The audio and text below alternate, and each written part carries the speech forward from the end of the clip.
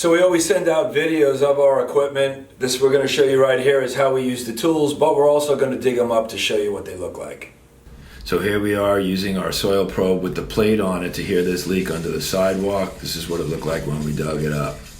Next we're going to use our deck plate and hear a leak in this. It's not under the slab, it's right next to it, so we're easily able to dig it up with a shovel.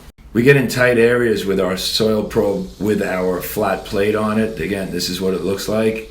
And under here we have a raised floor. It's a subfloor, so it's not buried in concrete, and this is actually what it looked like when we got underneath the house. So that's how we hear leaks. We wanted to show you how we dug them up. That's how we get it done. For more information, visit Leaktronics.com and check out our YouTube channel.